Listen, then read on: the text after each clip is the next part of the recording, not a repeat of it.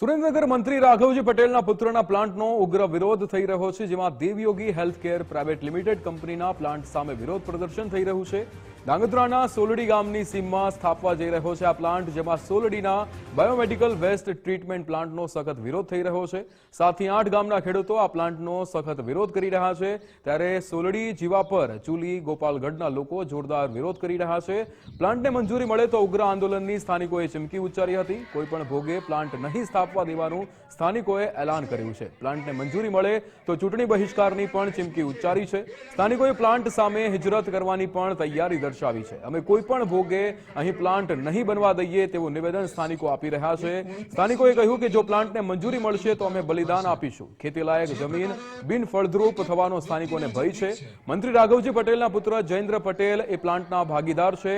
10 October 2024ના રોજ લોક સુનાવણી જે રીતે હાથ ધરવામાં આવી હતી, લોક સુનાવણી વખતે સ્થાનિકોએ કાળા વાવટા ફરકાવ્યા હતા। પર્યાવરણ મંત્રી મુળુભાઈ બેરાએ પણ રજૂઆત કરી ચૂક્યા છે। પ્લાન્ટની મંજૂરી હાલ અંતિમ તબક્કામાં હોવાની ચર્ચા છે। મંત્રી પુત્ર લાગવગથી મંજૂરી માટે જોર લગાવતા હોવાની ચર્ચા શરૂ થઈ છે। 10,000થી વધુ ખેડૂતો પશુપાલકોને મોટા નુકસાનની આશંકા છે। તો આ જો થાય તો અમારા ગામને કેટલું નુકસાન થાય છે તો અમને ખબર છે। તો એ ગામને ફળદ્રુપ જમીનમાં માલધારીને ઢોર ચરાવવા ક્યાં જવું, ગામ મૂકીને તો કોઈ જઈ શકતું નથી। તો આ જો મંજૂરી આપવામાં આવશે તો અમે ચૂંટણીનો બહિષ્કાર કરશું। ગામ હિજરત કરવાની પણ અમારે ગામને તૈયારી છે। તો અમારા ગામને પર્યાવરણને, પાણીને અને અમારે જે જમીન અત્યારે એવડા લોકો અહીંયા જે લઈને આયોજન કરે છે એ જમીન અમારા સારામાં સારી જો અમારા સોલડી ગામની જમીન હોય તો ફળદ્રુપ જમીન ત્યાં છે। ત્યાં પાણીના તળ પણ ઊંચા છે અને પાણીના તળ પણ મીઠા છે। આ સરસ જમીનમાં જો કારખાનું થાય તો અમારા જમીનના તળને પણ નુકસાન થાય અને અમારો ફૂલ વિરોધ છે હજી આજની તારીખમાં।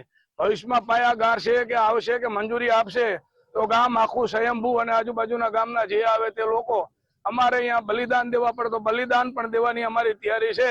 આ ફેક્ટરી અમારા સીમાડાની અંદર બની રહી છે તો આ ફેક્ટરીથી અમારા માલ ઢોરને હાનિકારક લાગે છે। આ માલ ઢોર પાણી પીવે, ધુમાડો ખાય તો અમારે જે આથી પહેલા લમકી નામનો રોગ આવ્યો હતો એનું દૂધ ખાવા માટે પબ્લિક તૈયાર નહોતી। અમારો માલ ઢોર એ લમકી નામના રોગથી મરવા પામ્યો હતો। તો આ અમને એવું પણ અમે તો અભૂત વસ્તી છીએ, અમને કોઈ આમાં શિક્ષણ નથી, પણ છતાંય અમારું ગામ અને અમે બધા માલઢોર વાળા સાથ રહી અને અમે કહીએ છીએ કે આ ફેક્ટરી બનવી ન જોઈએ અમારા સીમાડાની માલિકો। સરકાર અમારું નહીં માને તો અમે ઉગ્ર આંદોલન કરી અને અમે કોઈ પણ કાળે આ ફેક્ટરી બંધ કરવાનું અમે નિર્ણય લીધો છે। અને ગામોને નુકસાન થાય આ ફેક્ટરીના હિસાબે લગભગ સોલડી, ચુલી, ગોપાલગઢ, બાવરી, પોઈન્ટ, ધાંગધ્રા, બૈસાબગઢ એવા હરિપર એવા 10-15 ગામડા ને નુકસાન થાય છે। કેવા પ્રકારનું નુકસાન થાય? નુકસાન એવું થાય છે કે અમારે જો અત્યારે ડાયરમના બગીચા છે, હવે એ ડાયરમના બગીચા અમારે જે એમાંથી ડાયરમ પાકે એ અમને પબ્લિકને ખવડાવવાનું હોય। પબ્લિક ખાય તો આનું શું થાય? આટલું જો નુકસાન કરતું હોય તો પબ્લિક આ ડાયરમ ખાય તો શું થાય આનું? એટલે આ કારખાનું અમારે સોલડી ગામમાં કોઈ કાળે થવા દેવાનું નથી। અને આ કારખાનામાં 1 કલાકે 75 લીટર ડીઝલ બારે એવા મશીન છે, 2 મશીન છે એવા।